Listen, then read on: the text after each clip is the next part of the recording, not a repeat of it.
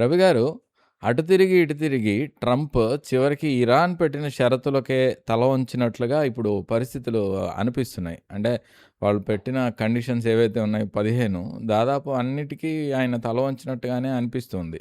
ఏమంటారు సార్? 14 ఒప్పందాలు 14 షరతులు లేకపోతే వీటితో ఒక ఒప్పందం కుదుర్చుకున్నారు. నిజానికి ఒప్పందం కాదు, ఒప్పంద పత్రం. ఓకే. Memorandum of understanding. హ్మ్. నిన్న ఫ్రాన్స్‌లో వెర్సాయిల్స్ అని అక్కడ ఈ ఒప్పందం మీద ట్రంప్ సంతకం చేశారు. ట్రంప్ వెళ్ళడు, ఉపాధ్యక్షుడు జేడీ వాన్స్ వెళ్తాడన్నప్పటికీ చివరికి ఈయన వెళ్ళారు. అయితే ఏమన్నాడు ముందే వెళ్ళే ముందు, నేను చేసేది ఒప్పంద పత్రమే గానీ అదేం ఒప్పందం కాదు కదా! ఏదైనా దారి తప్పితే I will shoot, I don't hesitate to shoot, ఇలా పెద్ద పెద్ద మాటలు మాట్లాడాడు. కానీ అక్కడ పెట్రోల్ అయిపోయింది. ఏది ఆయన కారుకు ఇంక నడవట్లేదు. ట్రంప్ తల వంచాల్సిందనేది ప్రపంచానికి అర్థమైపోయింది. ఆయనే వెంటబడి నేను అసలు ఇరాన్‌ను భూమి మీద లేకుండా చేస్తాను, ఒక్క రోజులో నలిపేస్తాను అన్ని బీరాలు పలికిన వాడు మొత్తం వాళ్ళు పెట్టిన వాటికని ఒప్పుకొని ఇప్పుడు ఆ ఒప్పందం కుదుర్చుకున్నారు. ఇది 60 రోజుల పాటు తాత్కాలిక కాల్పుల విరమణకు సంబంధించిన ఒప్పందం. దీంట్లో దీనికి కూడా ఏ రకమైన ఎవరు చెప్పేది వాళ్ళు చెప్తున్నారు కానీ అతి కీలకమైనది ఏంటంటే ఇరాన్ పునర్నిర్మాణానికి అమెరికా $300 కోట్ల ఆర్థిక సాయం చేస్తుందని కూడా అందులో ఒక అంశం ఉంది.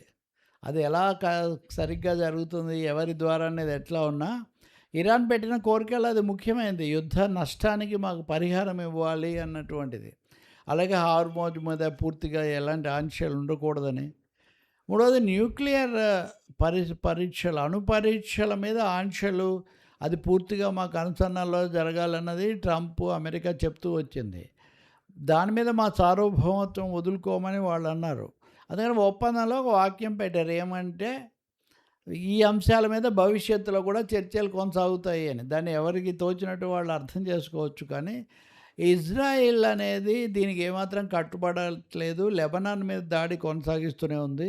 ఇజ్రాయిల్ కూడా దారికొస్తే తప్ప మేము ఒప్పుకోమని ఇజ్రాయిల్ కూడా భాగస్వామి కాకపోతే దీనికి అసలు అర్థం లేదన్నది ఇరాన్ తీసుకున్న వైఖరి. అందరూ అన్నది కూడా అదే.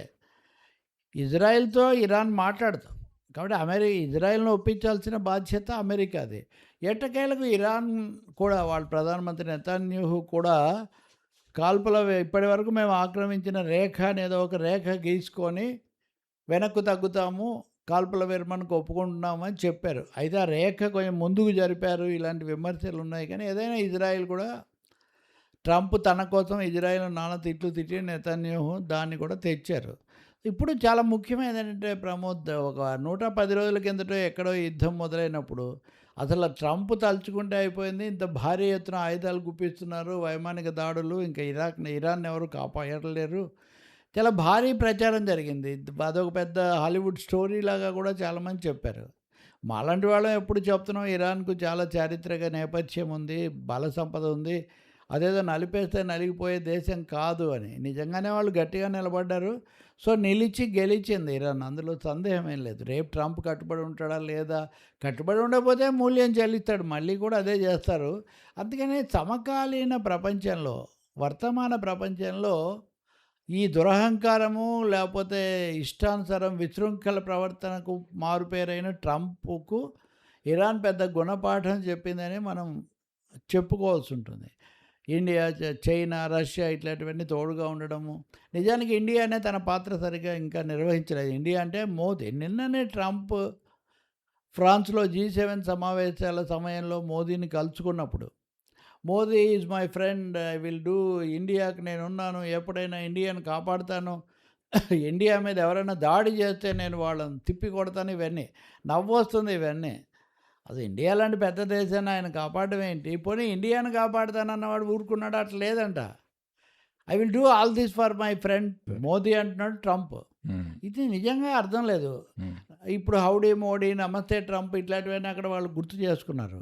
ఈ ఘట్టంలో నిజానికి ఇరాన్ అమెరికా పీచమడిచి దారికి తెస్తున్న సమయంలో ఇరాన్ ఇండియాకు అమెరికాతో ఉన్న స్నేహాన్ని తలుచుకొని గర్వపడాల్సిన సమయం కాదు. పైగా మోదీ కోసం ఇండియాని కాపాడుతానంటూ ఏంటండి, ఇది చాలా దురహంకారం కదా. ఆపరేషన్ సింధు అప్పుడు కానీ ఇంకొకప్పుడు కానీ అమెరికా నిర్వహించిన పాత్ర మనకు తెలుసు. పైగా ఈ సంధికి కూడా మధ్యవర్తిగా వాళ్ళు పాకిస్తాన్ను పెట్టుకున్నారు. అవును. ఆ G7 సమావేశాల దగ్గర ఇటలీ ప్రధాని మెలోనీ కానీ, ట్రంప్ కానీ వీళ్ళందరూ పాకిస్తాన్‌ను చాలా పొగిడారు. ఇప్పుడు ఈ ఒప్పందం అమలుకు మధ్యవర్తిగా, సూత్రధారిగా ఉండేది ఎవరంటే పాకిస్తాన్ ప్రధానమంత్రి షహజాబ్ ఖాన్. హ్మ్. కాబట్టి ఏ విధంగా చూసినా ట్రంప్ బుద్ధేం పోనిచ్చుకోలేదు. పాకిస్తాన్‌తో ఇక్కడ, ఇజ్రాయెల్‌తో అక్కడ ఉన్నారు. ఇండియాకేమో టారిఫ్‌లు ఇవన్నీ పెంచి ముప్పు తిప్పలు పెట్టారు. అయినా ఆఖరికి మన నావికులను నలుగురిని చంపేశారు. హార్ముజ్ జలసంధి దగ్గర అమెరికా వాళ్ళు. వీటన్నిటిని కనీసంగా అడిగిన పరిస్థితి మోదీకి కానీ, లేపోతే భారత ప్రభుత్వం తరఫున వెళ్ళిన వాళ్ళకి కానీ లేకపోయింది. ఏదైతేమే కొంత సంప్రదింపులు జరిగి, కొంత తాత్కాలిక విరామమైనా వచ్చిందని మటుకు ప్రపంచం సంతోషిస్తుంది. ఇరాన్ ప్రకటన కూడా చేసింది. మేము గట్టిగా నిలబడ్డాం కాబట్టి ఈ మాత్రం సాధించాం. లేకపోతే మమ్మల్ని ఒక దెబ్బతో వదిలేవాళ్ళు, ఒక విధంగా వదిలేవాళ్ళు కాదు అని. ఇప్పటికీ అతి కీలకమైన ప్రశ్న అంటే ఈ ఒప్పందం మౌలికంగా హార్మోజ్ జలసంధి ఏమనాలి నిరభ్యంతరంగా రాకపోకలు సాగడం అన్నది ఇక్కడ ముఖ్యమైనది. దానికి నేను కట్టుబడి ఉన్నానని అమెరికా అంతర్జాతీయ జలమార్గాల ఒప్పందానికి అని చెప్పింది. ట్రంప్ చెప్పాడు. కానీ ఐరనీ ఏమంటే ఐక్యరాజ్య సమితి ఒప్పందంలో అమెరికా భాగస్వామి కాదు, సంతకందారు కాదు. ఓకే. అది దీన్ని ఒప్పుకోలేదు. ఆహా! అంటే అది ఎలా అదే సాధ్యపడుతుంది? అమెరికా చాలా వాటిని ఒప్పుకోదు. ప్రపంచం అంతటి మీద ఇప్పుడు అణ్వస్త్ర వ్యాప్తి నిరోధక ఒప్పందం అంట. అది అమెరికా చేయదు దాని మీద. హ్మ్. ఇప్పుడు కాలుష్య నివారణ కూడా హ్మ్. వీటిలో కూడా చాలాసార్లు అమెరికా భాగస్వామి అవ్వదు, పెత్తందారుగా చేస్తుంటుంది. హ్మ్. ఇప్పుడు అణుశక్తి కూడా అంతే. వాళ్ళు ప్రపంచం అంతటి మీద వేస్తాం బాంబులు, మీరు మటుకు పరీక్షలు చేయకూడదు అంటారు. కాబట్టి నేను ఎందుకు చెప్తున్నానంటే హార్మోజ్ జలసంధిలో ఇంకెవరు కూడా దిగ్బంధం చేయకూడదు, ఎలాంటి టోల్ వసూలు చేయకుండా నౌకల అనుమతించాలి అనే అవగాహనకు వచ్చినప్పుడు ట్రంప్ కట్టుబడి ఉండబోతున్నాడా? హ్మ్. హ్మ్. కొంచెం తాత్కాలికంగా ఊపిరి పీల్చుకొని మళ్ళీ ఏమైనా ఇబ్బంది సృష్టిస్తారా? ఈ ప్రశ్నలు కూడా ఉన్నాయి. భారతదేశం ఏం చేస్తుంది? భారతదేశం ఇప్పుడు ఇరాన్‌తో చారిత్రక సంబంధాలు ఉన్నాయి కాబట్టి అమెరికాకి ఏమాత్రం జంకకుండా ఇరాన్ నుంచి చమురు సరఫరాలు పునరుద్ధరించుకొని, అంతకుముందు మన పెట్టుబడితో ప్రారంభించిన చాబహార్ రేవు పట్టణం నిర్మాణానికి సాగిపోతుందా? లేక ఇలాగే బిక్కుబిక్కుమనుకుంటూ హ్మ్. అమెరికాను సంతృప్తి పరిచే ప్రక్రియ కొనసాగిస్తుందా? ఇది ప్రపంచం చాలా తీక్షణంగా, చాలా నిశితంగా పరిశీలిస్తున్న అంశం. గట్టిగా నిలబడితే ఇండియా కూడా ఇరాన్ లాగే ఇండియాకే కాకుండా ప్రపంచానికి కూడా మేలు జరుగుతుంది. అలా జరగాలని చెప్పి మనం కోరుకోవాలి. అలాగే ఇజ్రాయెల్ కూడా ఏమైనా మళ్ళీ తోకాడిస్తే మటుకు నిర్దాక్షిణ్యంగా తోక కత్తిరించాలి. సరే. Right sir.